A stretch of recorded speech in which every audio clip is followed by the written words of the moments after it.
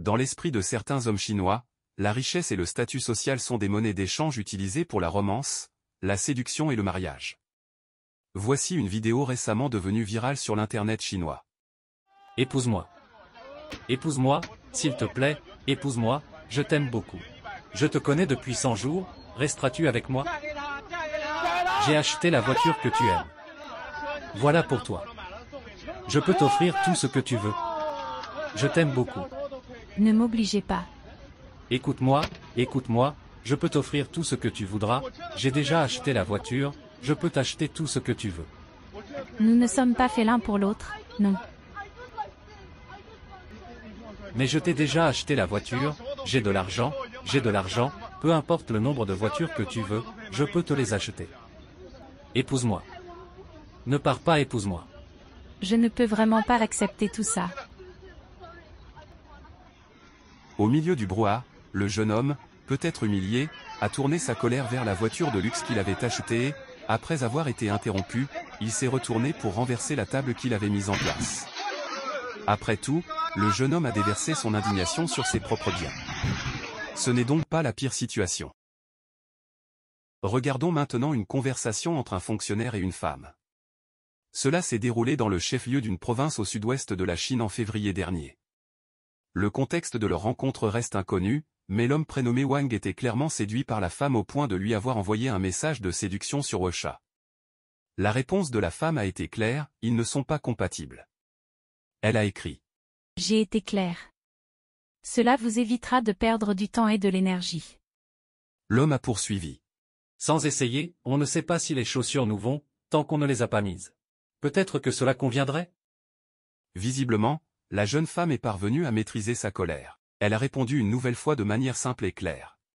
Mais vous n'êtes pas mon genre. Ce fonctionnaire ne s'attendait manifestement pas à un tel coup, sa réplique a été. Ta réponse m'a un peu blessé, mais c'est à toi de décider. Les filles qui sont venues au bureau du tourisme culturel ce matin pour faire des photocopies ont dû faire la queue pour me voir. Elles sont aussi belles que toi. Mais dans cette société, même le méchant ne nie pas à ses proches voisins. Pour mon image, je ne veux pas les aborder. L'année dernière, lorsque mon bureau recrutait, nous avons eu 100 candidats, dont une soixantaine étaient titulaires d'un master, il y avait même un doctorant, après plusieurs sélections rigoureuses, une fille titulaire d'un master a été retenue. Mais elle devait commencer à faire de petites tâches pour moi. Le fonctionnaire a également posté 2 photos en ajoutant. La majorité du public de ma conférence est chargé de finance, tous titulaires d'un master. Comme la femme restait silencieuse et le laissait faire son cinéma, ce fonctionnaire a continué. Celles d'entre vous qui souhaitent fréquenter les fonctionnaires de la ville, devront attendre notre décision finale. On ne sait jamais qui sera choisi. Je suis assez discret et j'ai l'image d'un homme gentil, prudent et simple. Mais cela ne signifie pas que je suis d'une classe inférieure. Il y a beaucoup de jolies filles qui attendent d'être choisies. Ah, on ne sait pas encore qui choisir. Afin que la dame comprenne bien de quoi il parlait, il a poursuivi en expliquant les avantages d'être avec fonctionnaires. C'est votre chance de tomber sur des fonctionnaires municipaux comme nous, qui pouvons vous garantir une vie aisée. Toute seule, vous ne parviendrez jamais à y arriver même si vous travaillez jusqu'à l'âge de la retraite. La jeune femme à l'autre bout du fil aurait ressenti une insulte qui l'a poussée de diffuser ces échanges en ligne.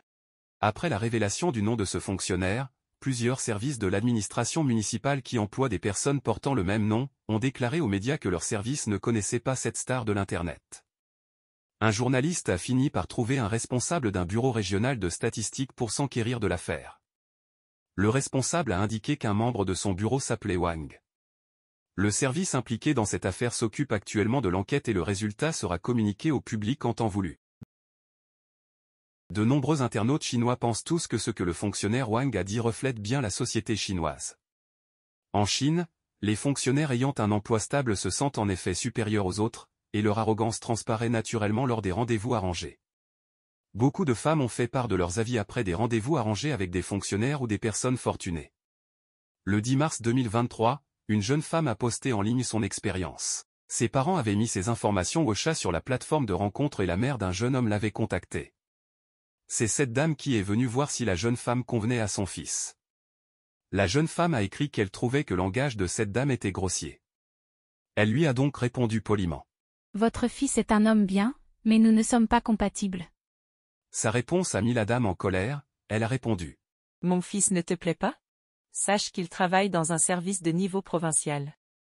Le service provincial est en effet une organisation de niveau relativement élevé, mais on ne sait pas où travaille ce fils, ni quel poste il occupe dans la hiérarchie au sein de son service. La jeune femme a écrit. Je voulais vraiment lui dire en toute honnêteté que mon refus et le travail de son fils n'avaient aucun rapport.